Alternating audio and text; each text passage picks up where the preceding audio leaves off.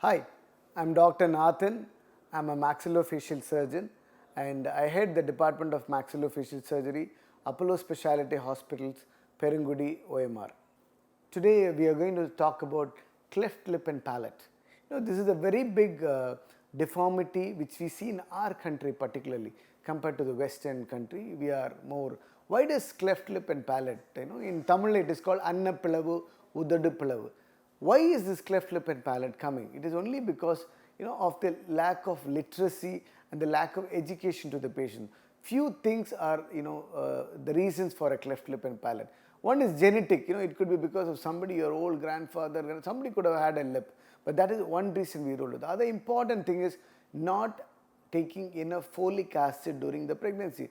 Right from the mother is pregnant or conceived on the 3rd month, they have to start taking folic acid continuously through it.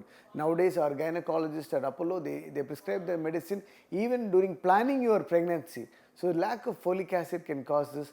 And consanguineous wedding, like people getting married to their own uncle or mother's brother and sister, that also can. These are the various causes like folic acid deficiency, consanguineous wedding, or it could be just genetic. Now what happens to them? There are a lot of types of cleft lip and palate. Sometimes it could be one side, sometimes it could be both sides, sometimes it could be only the lip, sometimes it could be only the lip and the upper jaw, sometimes it could be lip, upper jaw and the palate.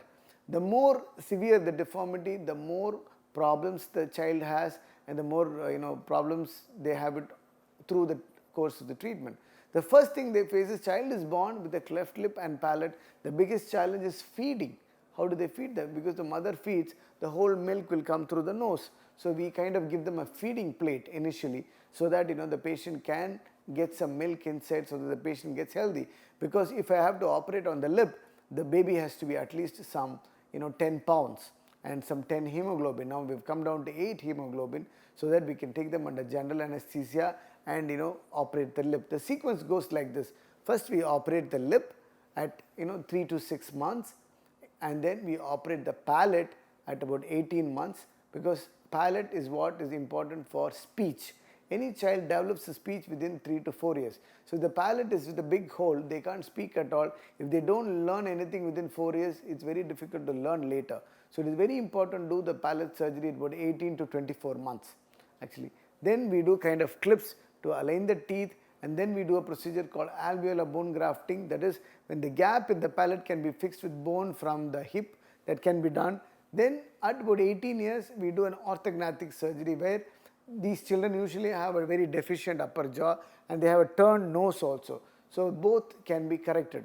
So it is a course of the thing. Orthognathic surgery is addressing the whole cleft lip and palate. But what is important? Today it's a big social stigma. When the patient comes, they really don't want the relatives to know.